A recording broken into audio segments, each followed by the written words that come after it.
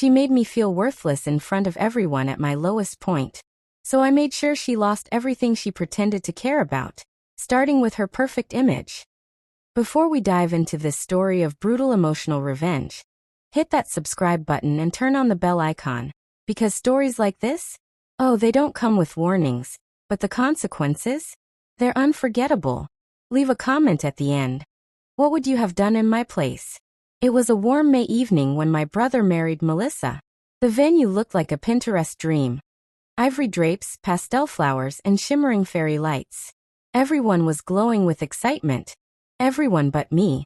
I sat quietly at table 8, the one farthest from the stage, tucked beside distant cousins who barely remembered my name. I wasn't anyone important. Not the bride, not the maid of honor, not even a bridesmaid. Just the bride's future sister-in-law, and the forgotten one. Melissa was the picture of perfection. A stunning dress, perfectly curled hair, and a smile that seemed genuine to everyone, except me. I had met her only 3 times before this day, but that was enough for her to size me up as irrelevant. Then came the toasts. My father spoke with tears in his eyes. My brother held Melissa's hand like it was made of gold. Then Melissa took the mic. To all the strong, successful women in this room, she said, her voice ringing like crystal. It takes strength to build a life you're proud of. Some of us are already living our dreams. Others, well, maybe next year. Her eyes found mine. Her smile was syrupy sweet. Everyone laughed. I laughed too, but it felt like swallowing glass. That night, in a dress I didn't choose and makeup that didn't feel like mine, I looked in the mirror and realized something. She wanted me to disappear. But I don't disappear. I evolve. The next morning, there was a family brunch. Melissa glowed in her white satin wrap dress. My mom fussed over her like she was already her own daughter. We lined up for family photos. Melissa was, of course, front and center. "Come here," she said to me, linking her arm through mine tightly. "Try not to blink this time," she whispered, "or ruin the picture again." Click. My cheeks burned. My mom scolded me afterward for looking upset in the pictures. "She's new, honey. Don't take everything personally." But I did. Because it was personal. Melissa had already won over my parents. She had the career, the charm, the fake grace. And here I was, the jobless, recently heartbroken little sister, who everyone barely noticed unless I made a mistake. That evening I went home, peeled off my dress, and opened a blank notebook. On the first page I wrote, "What Melissa pretends to be." And I started a list. Buys Instagram followers. Borrows luxury clothes, pretends they're hers. Fake charity donations. Bullies her interns. Cheats on my brother. I didn't even know how I knew some of it. Intuition, gossip, little red flags she couldn't hide from a woman who'd been made to feel invisible all her life. But knowing wasn't enough. I needed proof. So I started watching. I followed her burner account. Tracked her collabs and sponsorships. Screenshotted her photos. Compared timestamps, geotags, captions. And that's when I got a message from someone unexpected. Her name was Alyssa. She DM'd me after she recognized me from one of Melissa's posts. "You don't know me, but I interned for Melissa last year. I cried in the bathroom almost every day. If she's hurting you too, I can help." We met at a small cafe, sitting in a corner booth away from the windows. She slid a flash drive across the table.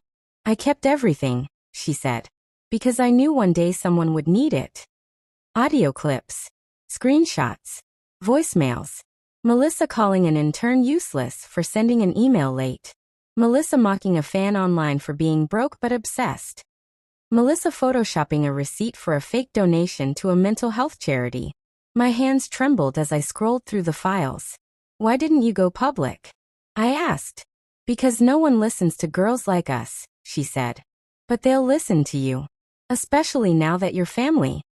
That night we formed a plan. Melissa had been invited to speak at a major influencer panel, all about women supporting women. Irony was officially dead.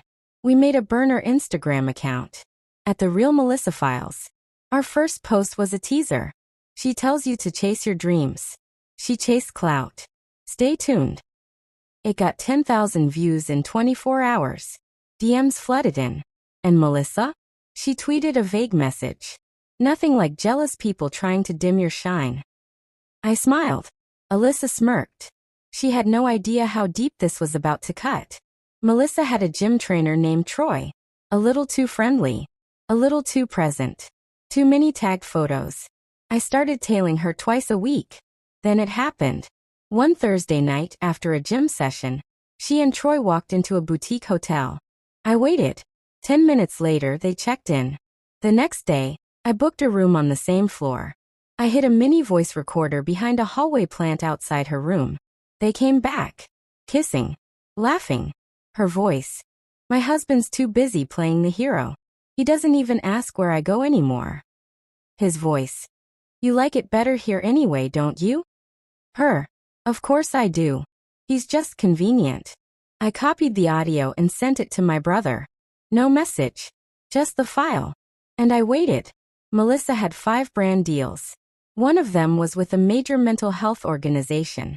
We sent an anonymous email to their PR department. Subject. Urgent. Brand risk regarding influencer partner. Body. Attached are audio files and screenshots that show Melissa, last name, mocking mental health initiatives and fans. Please review this before continuing any partnership. The file was labeled #BehindTheGloss.zip. 3 days later, the brand dropped her. Melissa posted a tearful Instagram story. It's so hard being a woman in this industry. People try to bring you down for shining. But this time, the comments weren't kind. You brought yourself down. We saw the receipts. #BehindTheGloss is trending. Care to explain? And that was just the beginning. My brother didn't respond immediately. For days, there was silence. No texts. No calls. I started to think I'd made a mistake, that maybe the pain I was trying to spare him had just detonated his world. Then one night, my phone buzzed. It was a voicemail. I think I knew. Deep down. I just didn't want to admit it. She was the dream girl everyone wanted. But I guess even dreams can rot. He paused.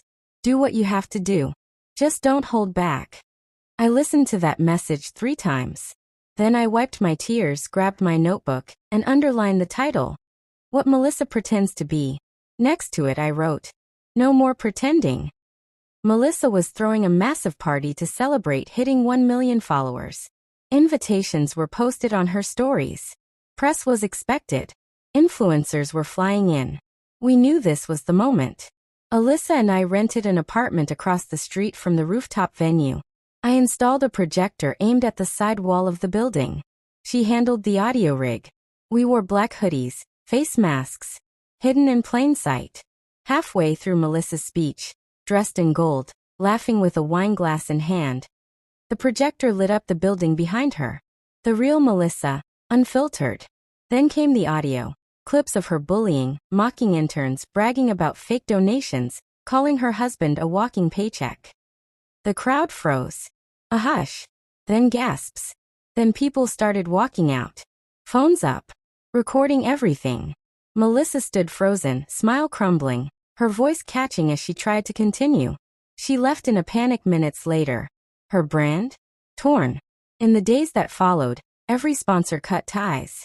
She posted cryptic messages about betrayal and jealous women. But the internet wasn't buying it anymore. Her DMs leaked. Screenshots of her calling a disabled fan pathetic. A thread appeared titled, Influencer Exposed, The Truth About Melissa.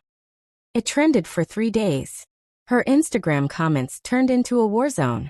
She limited replies, then deleted the app. My brother filed for divorce. Publicly, Melissa tried to control the narrative, but the story had already written itself. A few weeks later, I got a message from a journalist who ran a popular podcast about online culture. They wanted to feature our story. At first, I hesitated. I wasn't an influencer. I wasn't famous. I was just the forgotten sister. But then I remembered Alyssa's words. You're not doing this just for you. You're doing it for everyone she silenced. So I said yes. We recorded the episode anonymously. I spoke with honesty, pain, clarity, and power. The episode went viral. 3 million streams in 1 week. And suddenly, I wasn't invisible anymore. Melissa tried to rebrand. A month later, she launched a YouTube channel titled Healing with Melissa. First video, a sob story. No apology, just excuses, just tears. But the comments section turned against her instantly. Where was this energy when you were mocking mental health charities? Why are you crying over consequences? She disabled comments again. Sponsors never returned. Her follower count stalled. My brother moved into a new apartment. Alone. He started going to therapy. He thanked me. Finally.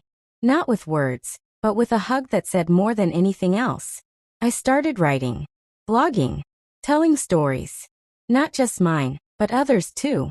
Women who had been gaslit, mocked, broken by someone else's spotlight. One post titled Perfectly Destroyed went viral on Medium, then LinkedIn, then Twitter. I was invited to speak on a panel about authenticity, truth, and survival. The same panel Melissa once spoke on. I almost didn't notice her at first. She sat in the third row, wearing dark glasses, a cap pulled low. But I knew. We locked eyes. She looked away first. When it was my turn to speak, I said, "Revenge isn't about hurting someone. It's about healing the part of you that believed you deserved to be hurt." Silence.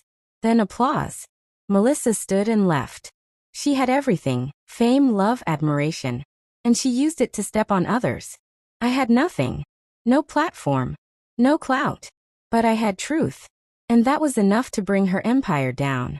I didn't just expose her. I found myself in the process. This wasn't just revenge. This was rebirth.